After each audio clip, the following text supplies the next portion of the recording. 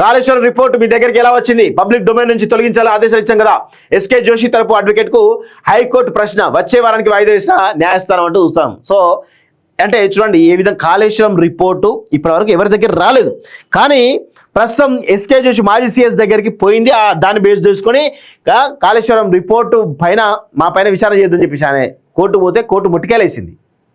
అంటే ఏ విధంగా కోర్టులో అర్థం చేసుకోండి. రేవంత్ రెడ్డి ఇప్పటికైనా అర్థం చేసుకోవాలి. మీరు మీ ప్రభుత్వంలో ఏ విధమైన కోర్టులో ఒకసారి చూసుకుంటే అర్థమవుతుంది మీకే. మీకు తెలియకుండా ఈ యొక్క రిపోర్ట్ పూర్తిస్థాయి రిపోర్ట్ ఎట్లా బయటకు వచ్చింది?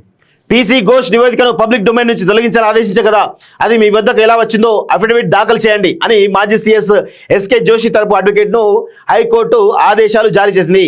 కాళేశ్వరం ప్రాజెక్టు అక్రమాలపై జస్టిస్ పీసీ ఘోష్ ఇచ్చిన రిపోర్ట్ను రద్దు చేయాలని కోరుతూ మాజీ సీఎస్ శైలేంద్ర కుమార్ జోషి దాఖలు చేసిన పిటిషన్ పై బుధవారం కోర్టులో విచారణ జరిగింది. ఘోష్ నివేదికలో తన క్లయింట్ను అక్రమంగా ఇరికించారని, పిటిషన్ పై విచారణ ముగిసేంత వరకు అతనిపై చర్యలు తీసుకోకుండా మధ్యంతర ఉత్తర్వులు ఇవ్వాలని జోషి తరపున అడ్వకేట్ కోరారు.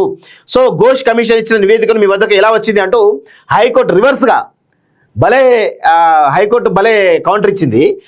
హైకోర్టు అడ్వకేట్ను ప్రశ్నించగా కమిషన్ నివేదిక అసెంబ్లీలో పెట్టారని, అందుకే తమ వద్ద ఉందని ఎస్కే జోషి తరపు న్యాయవాది లాయర్ న్యాయస్థానం వివరించారు. అసెంబ్లీలో పెడితే ప్రజల వద్ద ఉండాలి తప్ప మీ వద్దకు ఎలా వచ్చింది అంటూ హైకోర్టు తిరిగి ఆయన ప్రశ్నించింది.